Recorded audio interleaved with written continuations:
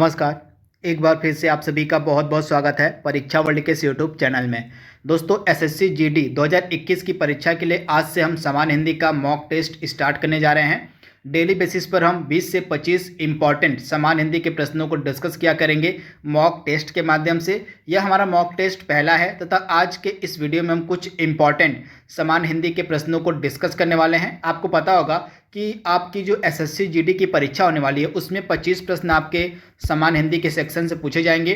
तो इसी 25 प्रश्नों की तैयारी आपकी बेहतर बनाने के लिए आज से हम मॉक टेस्ट की सीरीज स्टार्ट करने जा रहे हैं। इसके अलावा आपके एसएससी जीडी की परीक्षा में जीके, जीएस और करंट अफेयर्स के 25 प्रश्न भी पूछे जाएंगे। तो जीके, जीएस और करंट अफेयर्स की एक अलग से सीरीज हम चला रहे हैं। उस सीरीज में हम डेली बेसिस पर 25 से 30 प्रश्नों को डिस्कस किया करते हैं जो कि आपके एसएससी जीडी की परीक्षा के लिए सभी प्रश्न इंपॉर्टेंट होते हैं। तो दो सीरीज हम चला रहे हैं। आज से आपकी सामान्य हिंदी की सीरीज शुरू हो रही है मॉक टेस्ट की, और एक सीरीज हम चला रहे हैं जीके, जीएस और करंट अफेयर्स की एसएससी जीडी की परीक्षा के लिए। तो इन दोनों सीरीज को आपको बिल्कुल ध्यान से अटेंड करते हुए चलना है। तो चलिए आज के सेशन को शुरू करते हैं और देख लेते हैं कि आज का हमारा जो सामान्य हिंदी का मॉक टेस्ट 1 है इसमें हमने कौन कौन से प्रश्नों को सम्मिलित किया हुआ है। तो चलिए वीडियो को शुरू करते हैं। पहला प्रश्न आपकी स्क्रीन पर है, काफी इंपॉर्टेंट प्रश्न है। यहाँ पे प्रश्न क्या कह रहा है, विद्वान का स्त्रीलिंग आपको बताना है। विद्वान का स्त्रीलिंग शब्द क्या होगा? तो पहला काफी इंपॉर्टेंट प्रश्न है। विद्वान जो है अपने आप में एक पुल्लिंग शब्द है। तो विद्वान का आपका स्त्रीलिंग क्या हो जाएगा?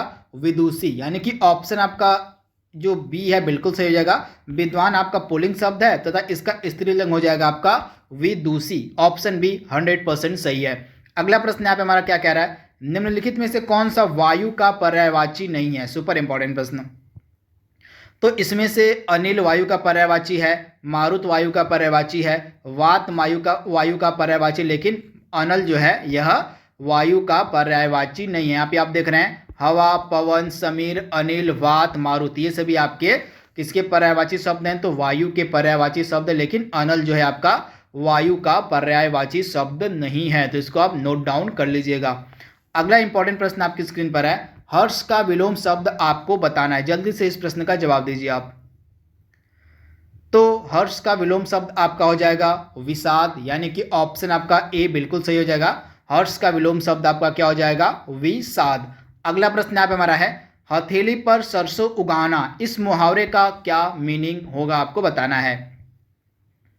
तो हथेली पर सरसों उगाना, इस मुहावरे का आपका अर्थ हो जाएगा असंभव कार्य करना। यानी कि ऑप्शन जो आपका बी है 100% सही है। हथेली पर सरसों उगाना मुहावरे का मतलब होता है असंभव कार्य करना। तो आप इसे ध्यान दीजिएगा। दोस्तों, यह मॉक टेस्ट आपको कैसा लगा आप जरूर हमें कमेंट बॉक्स में बताइएगा।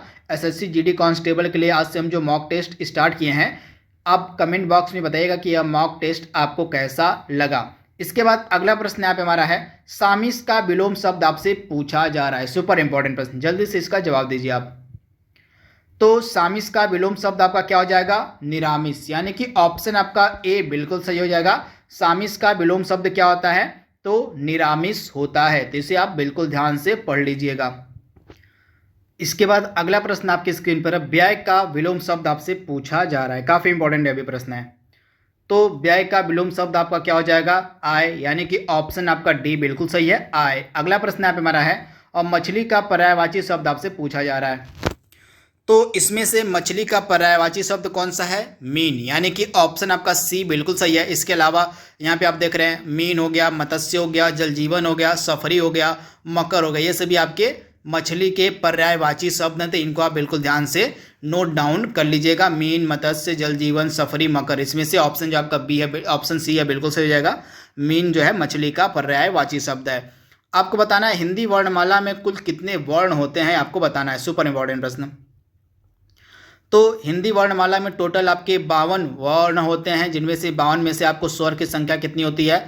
तो इसमें से आपके स्वर कितने होते हैं, व्यंजन कितने होते हैं, आपको पता होना चाहिए। तो स्वरों की संख्या 11 होती है और आपके 41 व्यंजन होते हैं। इनको मिला के टोटल 52 आपके वर्णमाला के वर्ण हो जाते हैं। तो आप इसे ध्यान दीजिएगा। इसमें से 11 स्वर की संख्या होती है और 41 आपके व्यंजन होते हैं। तो इनके बारे में आपको याद रखना है। अगला प्रश्न यहाँ पे हमारा है, एक तवे की रोटी क्या छोटी क्या मोटी, इसका अर्थ क्या होता है? तो एक तवे की रोटी क्या छोटी क्या मोटी, इसका मतलब क्या हो जाएगा, सब लगभग एक समान होता है। तो ऑप्शन आपका डी बिल्कुल सही हो जाएगा। इसका मतलब हो जाएगा सब लगभग एक समान होता है। अगला प्रश्न यहाँ पे हमारा है, ऊंट को निगल लिया और दुम को हिचके, इसका मीनिंग आपको बताना है। सुपर इंपॉर्टेंट प्रश्न। तो ऊंट को निगल लिया और दुम को हिचके, इसका मीनिंग आपका क्या हो जाएगा, बड़ा कार्य संपन्न कर देना और छोटे से काम को मना कर देना। और इसका एक सटीक आंसर आपका हो जाएगा ऑप्शन सी, नहीं ऑप्शन डी आपका बिल्कुल सही हो जाएगा। इसका सटीक आंसर की अगर हम बात करें तो ऊंट को निगल लिया और दुम को हिचके, इसका सटीक आंसर आपका हो जाएगा ऑप्शन डी, न कि ऑप्शन सी।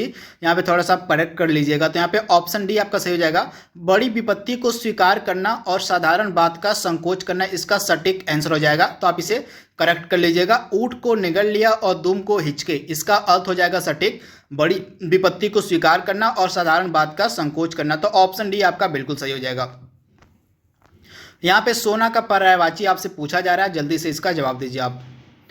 तो सोना का इसमें से पर्यायवाची क्या हो जाएगा, तो जात रूप। यहाँ पे आप देख रहे हैं सुवर्ण, धन, संपत्ति, स्वर्ण हो गया आपका, कंचन, कनक, हेम, कुंदन, तपनी, महारजत, इसके अलावा हाटक, हिरण्य, जात रूप, ये सभी आपके सोना के पर्यायवाची हैं। इनको आप एक बार देख लीजिएगा। ऑप्शन डी आपका बिल्कुल सही है।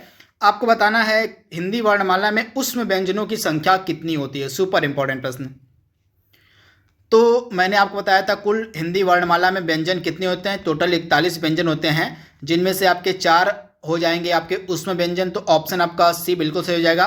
ये 4 उष्म व्यंजन कौन कौन से होते हैं, तो आपके जो 4 उष्म व्यंजन होते हैं वो आपके हो गए तीनों प्रकार के स, ये वाला स आपका, इसके बाद आपका हो जाएगा षटकोण स, इसके बाद आपका हो जाएगा और छोटा स। तो ये तीनों प्रकार के स आपके हो गए और एक आपका होता है ह। तो ये 4 मिलके बनाते हैं उष्म व्यंजन। स और ह, ये 4 आपके उष्म व्यंजन होते हैं। तीनों प्रकार के स आप नोट डाउन कर लीजिएगा। तीनों प्रकार के स आपके हो गए, इसके बाद आपका हो गया ह, ये 4 आपके होते हैं उष्म व्यंजन। तो इनके बारे में आपको याद रखना है। अगला प्रश्न आप हमारा है, धूसर का पर्यायवाची शब्द आपसे पूछा जा रहा है। तो दिए गए ऑप्शंस में से धूसर का पर्यायवाची क्या हो जाएगा, बेसर हो जाएगा। इसके अलावा यहाँ पे आप देख रहे हैं धूसर का पर्यायवाची बेसर, गदहा, खर, गलदप, रासव, चक्रीवान, वैशाख, आपका नंदन, ये सभी इंपॉर्टेंट धूसर के पर्यायवाची हैं। तो इनको आप नोट डाउन कर लीजिएगा। आपसे एग्जाम में पर्यायवाची शब्द तो पूछे ही जाएंगे। इसके बाद इसमें से 4 शब्द आपको दिए गए, इनमें से बताना है कि शुद्ध वर्तनी कौन सी है। सुपर इंपॉर्टेंट प्रश्न। शुद्ध अशुद्ध भी आपके एग्जाम में पूछे जाएंगे। तो इसमें से शुद्ध वर्तनी कौन सी है, तो पहली वाली जो पहले जो वाक्य आपका मतलब वो लिखा गया है, यह आपका बिल्कुल सही है। शारीरिक किस प्रकार से लिखा जाता है, तो इस प्रकार से आपका जो पहला ऑप्शन है वह बिल्कुल सही दिया गया है। शारीरिक जो आपका है इस प्रकार से लिखा जाएगा। तो ऑप्शन आपका ए बिल्कुल सही यहाँ पे दिया गया है। इसके बाद साकार का विलोम शब्द आपको बताना है। तो साकार का विलोम शब्द आपका क्या हो जाएगा, निराकार, यानी कि ऑप्शन आपका सी 100% सही हो जाएगा। साकार का विलोम शब्द क्या होता है, तो निराकार होता है। इसके बाद यहाँ पे आपको बताना है इसमें से कौन सी लोकोक्ति का अर्थ गलत दिया गया है। यहाँ पे 4 लोकोक्तियाँ दी गई हैं, इनको 1 बाई 1 करके आप पढ़िएगा और इसका जवाब दीजिएगा। मैं आपको यहाँ पे जवाब दे देता हूँ, आप वीडियो पॉज करके इसको एक बार पढ़ लीजिएगा। तो पहला दिया गया है आगे हाथ न पीछे पगहा, तो इसका मतलब क्या होता है, बंधनहीन, बिल्कुल सही दिया गया है। 3-13 होना, इसका मतलब क्या होता है, संगठित होना, तो यह बिल्कुल ही गलत दिया गया है। 3-13 का मतलब होता है अलग अलग होना, तो यहाँ पे ऑप्शन बी आपका गलत दिया गया है। अगला क्या है, एक टकसाल के ढले हैं, यानी कि सब एक जैसे हैं, बिल्कुल सही दिया गया है इसका मतलब। इसके बाद आँख के अंधे गांठ के पूरे, यानी कि मूर्ख लेकिन धनवान, तो इस प्रकार से आपके ए, सी और डी बिल्कुल सही दिए गए, लेकिन जो बी ऑप्शन आपका दिया गया था वह गलत दिया गया था। 3-13 होना का मतलब होता है अलग अलग होना, यहाँ पे संगठित होना दिया गया, जो कि इसका गलत मतलब है। इसके बाद अगला हो जाएगा लज्जा किस लेखक लेखिका की कृति है, काफी इंपॉर्टेंट प्रश्न है। तो लज्जा को लिखा है तस्लीमा नसरीन ने, यानी कि ऑप्शन आपका ए बिल्कुल सही है, तस्लीमा नसरीन। इसके बाद आपको बताना है कि श्री कामता प्रसाद गुरु के अनुसार विराम चिन्हों की संख्या कुल कितनी है। सुपर इंपॉर्टेंट प्रश्न, विराम चिन्ह से भी आपके एग्जाम में प्रश्न पूछे जाएंगे। आगे इससे जुड़े और भी प्रश्न हम मॉक टेस्ट में सॉल्व करने वाले हैं। तो कामता प्रसाद गुरु के अनुसार विराम चिन्हों की कुल संख्या आपको मिलेगी 20, यानी कि ऑप्शन आपका जो बी है बिल्कुल सही हो जाएगा। कोई विराम चिन्हों की संख्या 20 होती है, इसमें से अल्प विराम, अर्ध विराम, पूर्ण विराम, प्रश्न चिन्ह, आश्चर्य चिन्ह, कोष्टक, अवतरण चिन्ह, इन सभी के बारे में हम आगे का जो हम मॉक टेस्ट धीरे धीरे लगाएंगे उन सभी को इस वीडियो में हम सम्मिलित करते जाएंगे। उनके प्रश्न तो आपके विराम चिन्हों से जो भी प्रश्न बनेंगे उनको हम मॉक टेस्ट के माध्यम से आके 1 बाय 1 करके सॉल्व करते चलेंगे। इसके बाद अगला प्रश्न यहाँ पे हमारा है, पसीने से युक्त के लिए एक शब्द का इस्तेमाल कीजिए। तो पसीने से युक्त के लिए एक शब्द आपका हो जाएगा स्वेदज, यानी कि ऑप्शन आपका सी बिल्कुल सही हो जाएगा, स्वेदज। स्वावलंबी होना मुहावरे का अर्थ क्या हो जाएगा?